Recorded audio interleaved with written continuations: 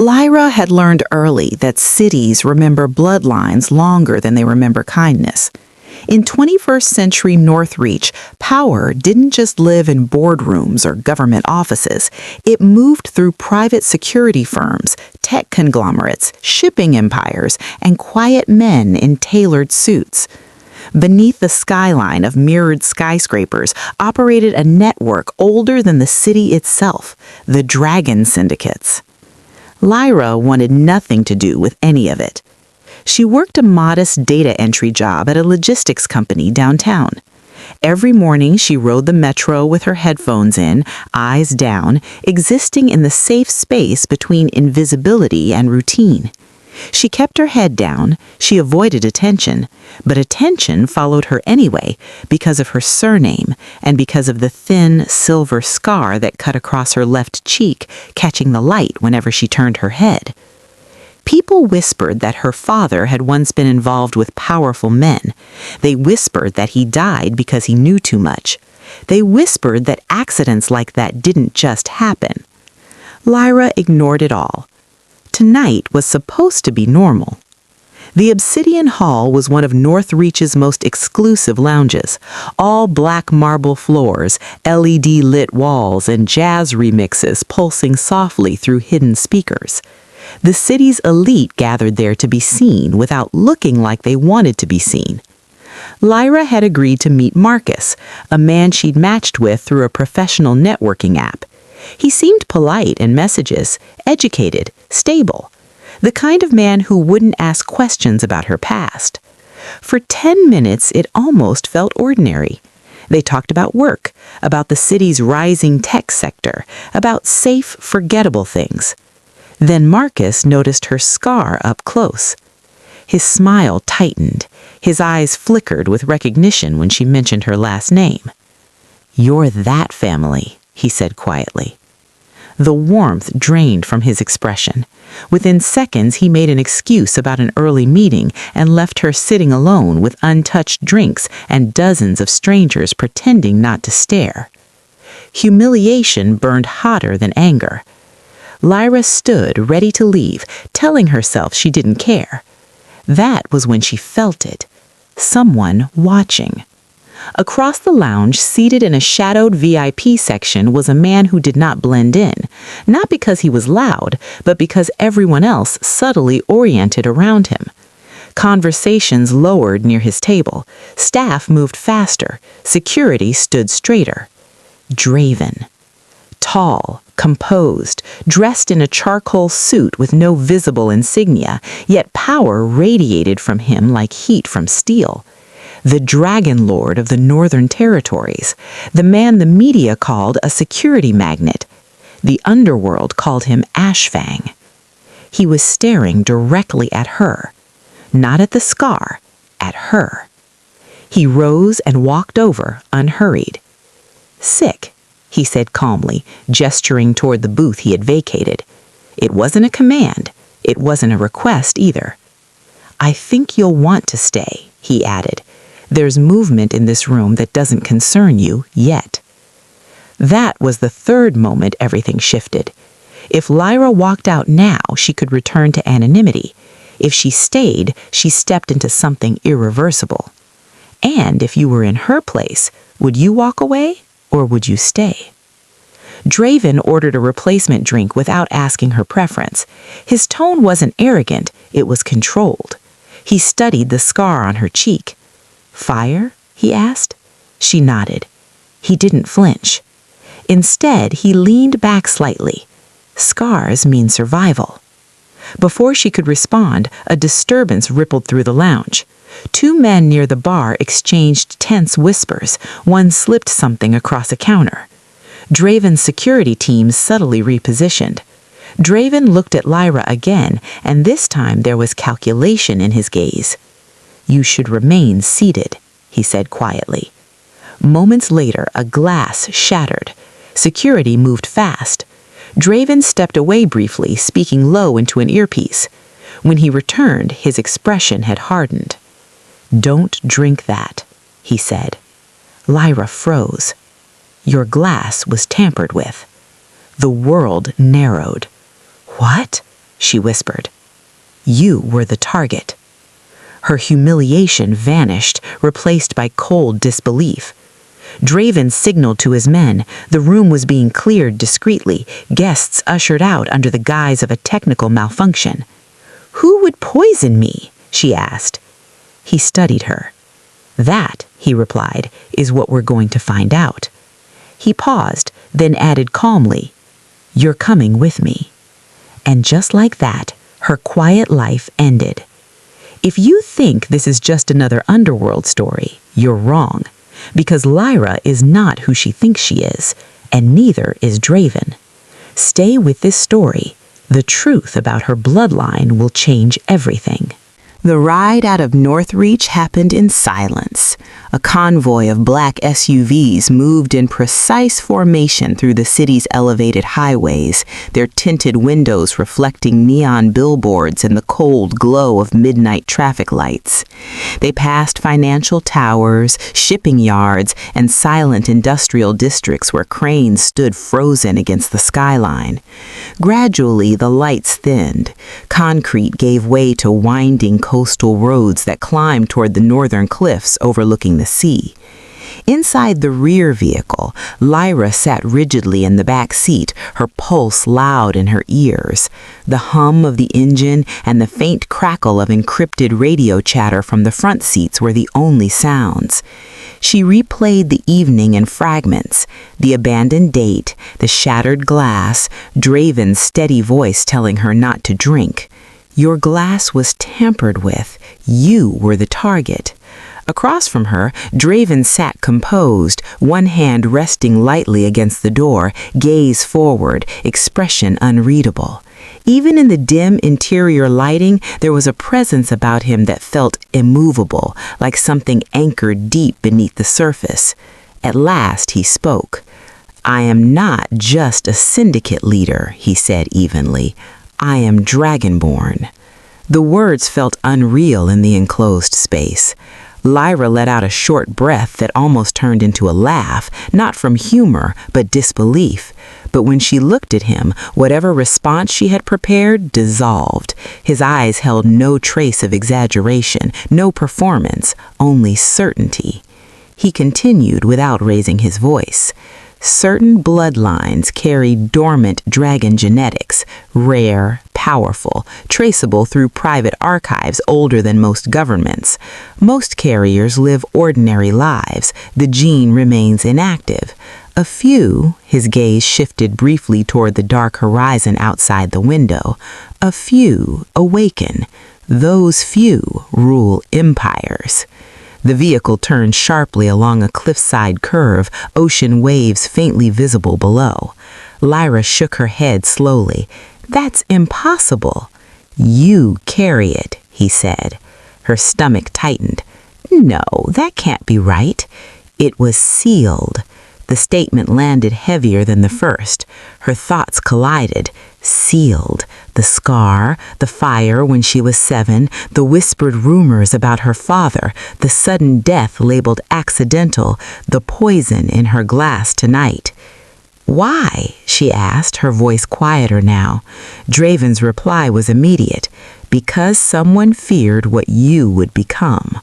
The convoy slowed as massive steel gates came into view ahead, embedded directly into the rock face of the cliffs. Surveillance drones circled overhead in silent arcs. Biometric scanners illuminated the vehicles as armed guards stepped aside with disciplined precision. The gates opened. Beyond them rose a fortress built into stone and steel, a high-security compound carved into the coastal cliffs, reinforced with glass, concrete, and technology that blended seamlessly with the natural rock. It was both modern and ancient in presence, as if power had always lived there, simply waiting for its current ruler. As the SUVs rolled through and the gates sealed shut behind them, Lyra Lyra felt the finality of it settle over her. This was no longer about a sabotaged drink in a crowded lounge, no longer about humiliation or coincidence. By the time the engine cut and the doors unlocked, one truth stood clear in her mind. This was bigger than an attempted poisoning. This was inheritance. Inside the fortress, Lyra was given a secure wing overlooking the ocean. The structure itself was carved into the northern cliffs, a seamless blend of reinforced steel, black glass, and ancient stone foundations that predated the modern city skyline. From the outside, it looked like a private research facility owned by one of Draven's corporate subsidiaries. From within, it functioned as both command center and sanctuary.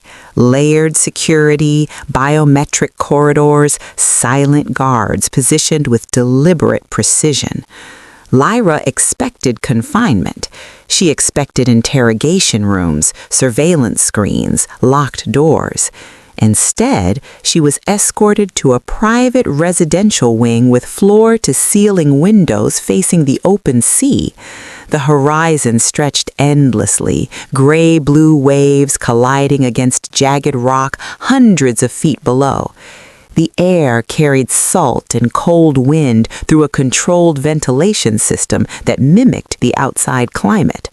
No chains, no locked doors, just protection. 2 security personnel stood outside the corridor entrance, not inside her space. The distinction was intentional. She was not being held prisoner. She was being guarded. Meanwhile, Draven met with advisors in the central operations chamber. Analysts worked across curved digital screens, pulling surveillance footage from the obsidian hall, isolating timestamps, facial recognition markers, transaction trails. Every second of that night was reconstructed through data. Within hours, encrypted financial transfers surfaced. Large sums, offshore routing, shell corporations masking the origin. But the conclusion was clear. Someone had paid for her elimination. It wasn't random. It wasn't personal impulse. It was ordered. Draven reviewed the findings without visible emotion. His inner circle spoke in concise updates, coded language, tactical efficiency. The poisoning had been executed by a contracted intermediary with no direct trace back to the primary source. Professional, clean, planned in advance. When Draven finally entered Lyra's wing, the ocean behind her reflected muted afternoon light. She turned at the sound of his footsteps, but said nothing. He carried a thin black file, physical, not digital. He placed it on the glass table between them. "You were declared inactive at age 7, he said. The words were measured, controlled. Lyra frowned. Inactive? Draven opened the file and slid a single document toward her. It contained redacted registry codes, lineage verification markers, and one classification stamp across the top. Dormant, sealed. Her breath caught.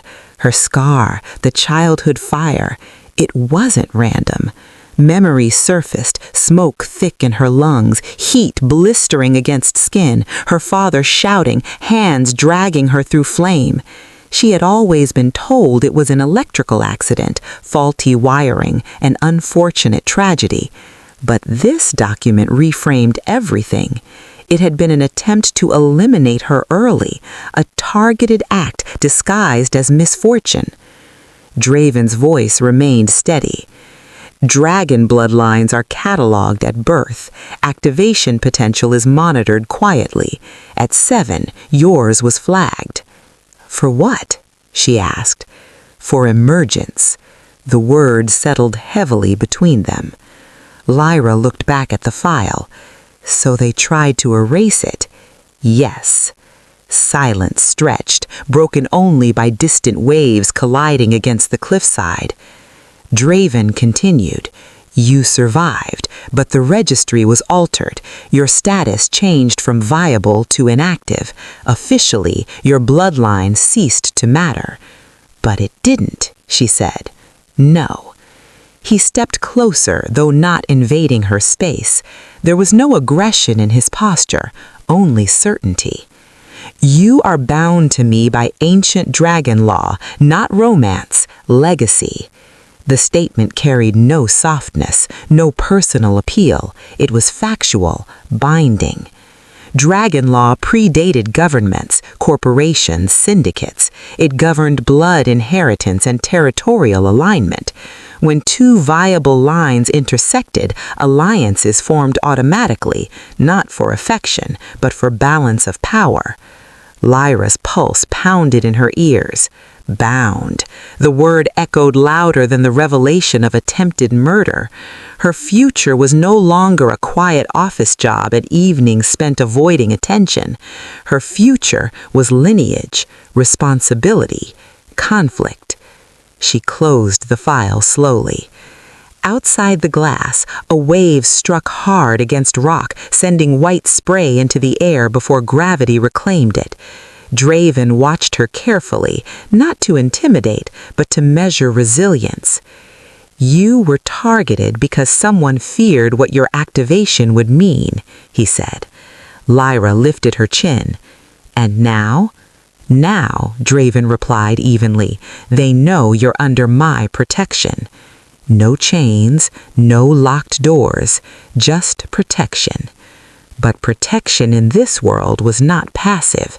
It was preparation, and the weight of legacy had just shifted fully onto her shoulders. In the fortress archive, Lyra discovered her father's hidden, encrypted journal stored within an old hard drive she had carried unknowingly for years.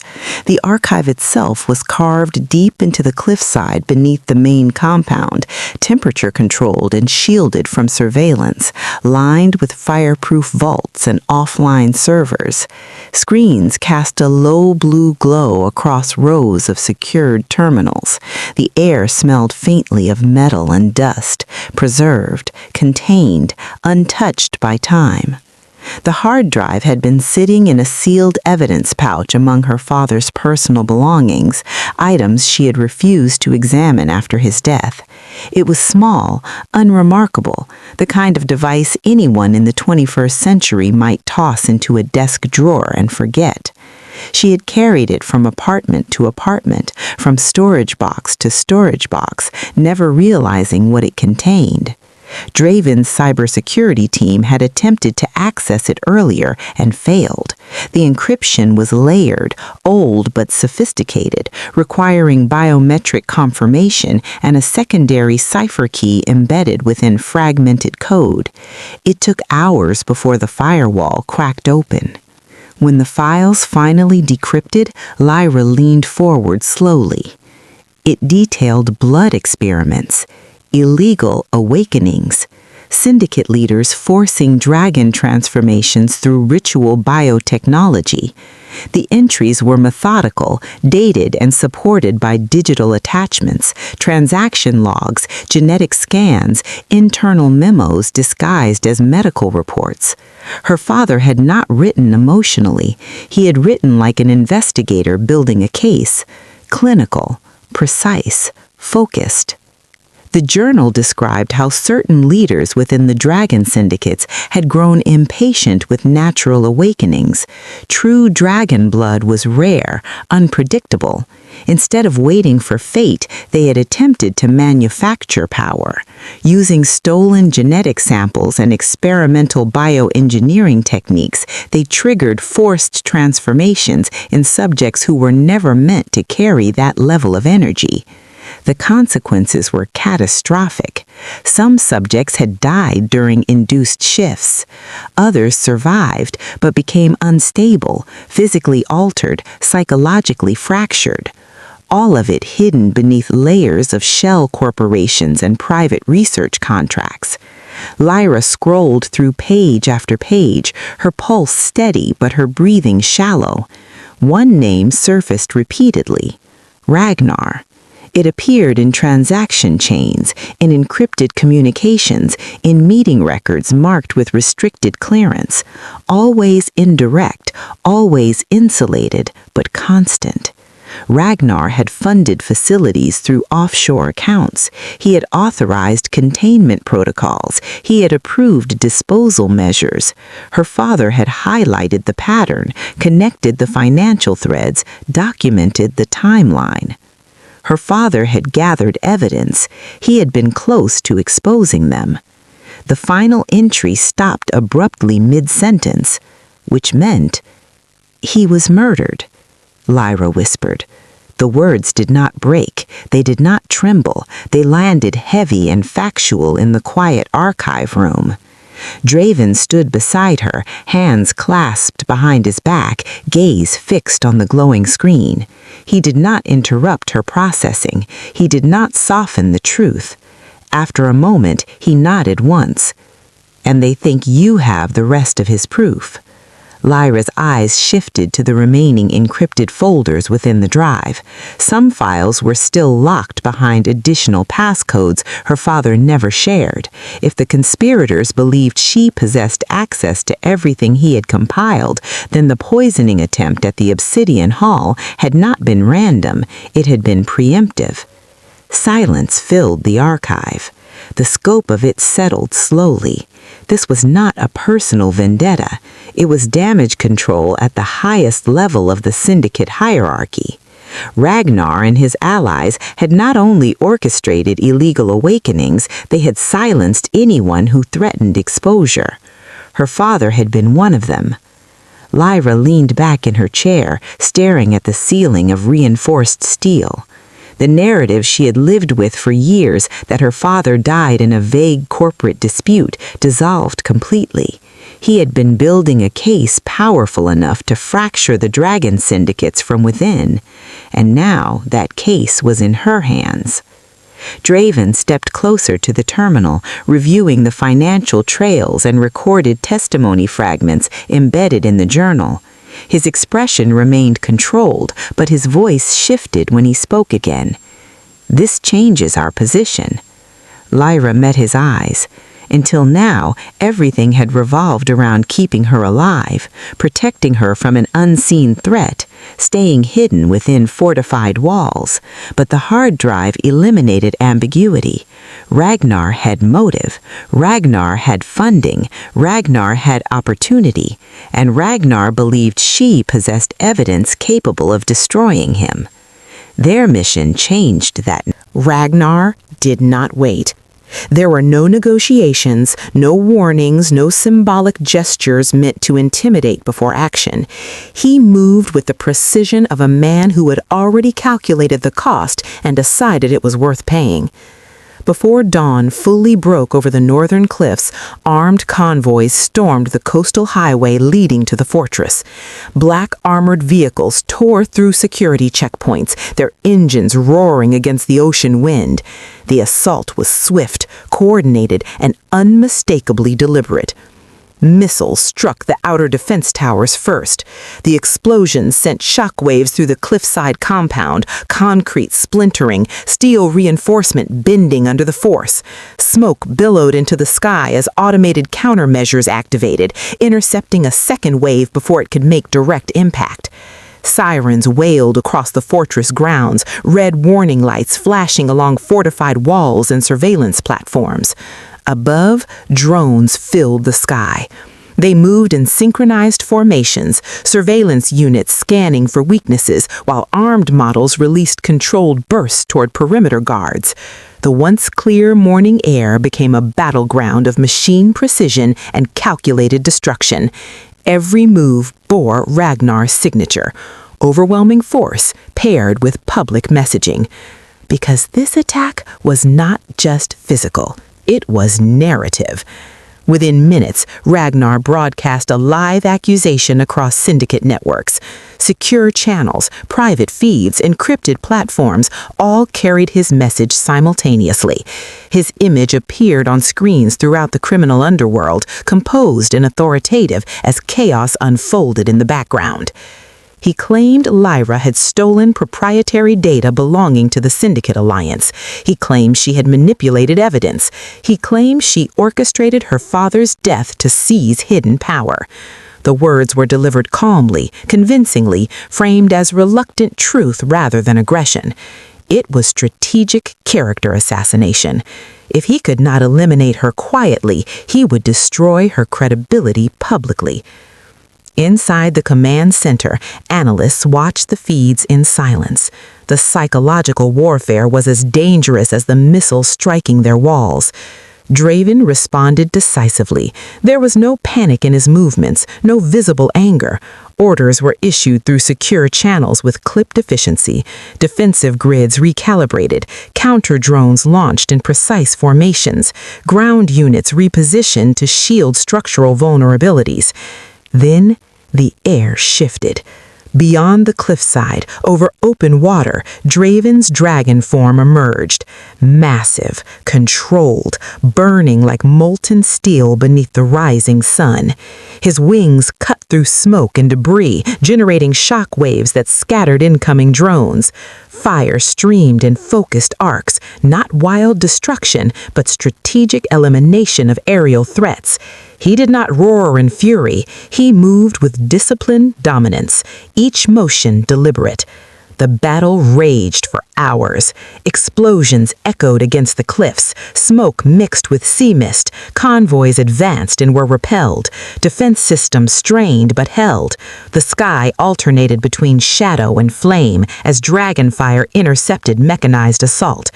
Ragnar's forces pressed relentlessly, attempting to breach outer gates while digital warfare teams worked to override fortress systems.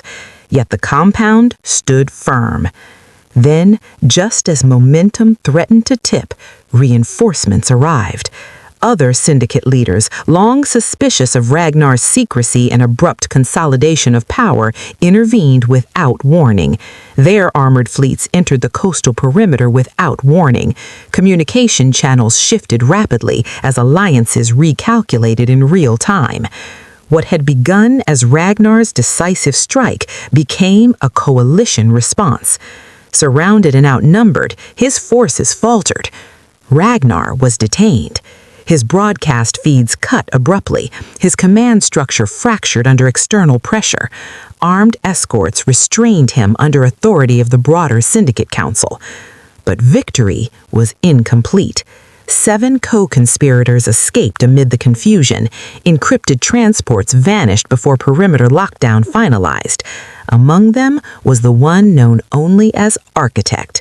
And with that disappearance, the siege ended. Not with resolution, but with a warning. Weeks later, Northreach was quieter, but not peaceful. The skyline still shimmered with glass towers and corporate logos, and the financial markets still opened on schedule every morning, but beneath that polished surface, recalculations were happening. Power was shifting, alliances were being reconsidered, messages were being encrypted and re-encrypted.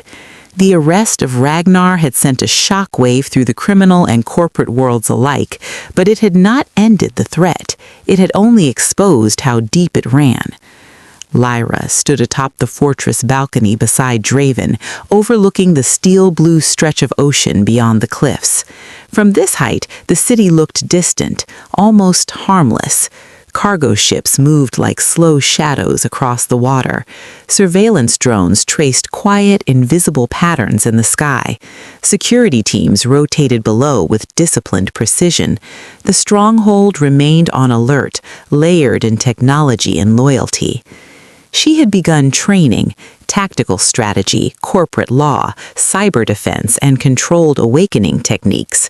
Her mornings started in the operations room, studying supply routes, syndicate structures, and financial webs that connected legitimate businesses to hidden networks. Afternoons were spent in secured chambers beneath the fortress, where specialists monitored her vitals as she practiced focusing the dormant energy in her bloodstream.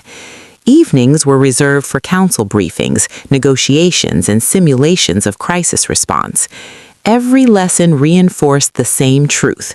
Ruling in the 21st century required more than strength. It required intelligence, restraint, and foresight. The seal on her bloodline was weakening. Not violently, not recklessly, but steadily. The process was measured, documented, controlled. There were no uncontrolled surges, no reckless displays of power, only gradual awakening, a quiet reclaiming of something that had always been hers. The silver scar on her cheek would sometimes grow warm during training sessions, a subtle reminder of what had once been suppressed. She no longer touched it self-consciously. She let it remain visible. When the day came to address the Northern Council publicly, Lyra did not hesitate. Leaders from across the territories appeared both in person and via encrypted holographic projection. Screens displayed financial indices, territory maps, and active investigations. Cameras streamed the session to secured syndicate networks. She stepped forward without lowering her gaze. She accepted her role as co-ruler of the Dragon Syndicate, not because she was claimed, but because she chose it. Her voice was steady as she outlined reforms, tighter oversight, transparent audits within syndicate divisions, coordinated intelligence sharing to locate the remaining conspirators. She made it clear that the era of hidden blood experiments and rogue power plays was over within Northern territory lines. Order would replace secrecy, structure would replace corruption. Architect remained hidden. The escaped conspirators were rebuilding. Encrypted chatter suggested offshore movements, new funding channels, quiet recruitment efforts in southern districts. They had not surrendered, they had adapted. But this time, Lyra was not a target, she was a force. She moved through strategy meetings with clarity. She reviewed data herself. She asked precise questions. She authorized calculated responses. Draven stood beside her, not as a shield, but as an equal presence, their leadership aligned, deliberate, unshaken. The scar on her cheek no longer symbolized shame, it symbolized survival. It reminded every observer that suppression had failed. The girl abandoned in a lounge had become queen of ash and steel, and the war ahead would not be fought in shadows alone. It would be fought in boardrooms, digital networks, airspace, and flame. This is not the end of their story. It is the beginning of a dynasty.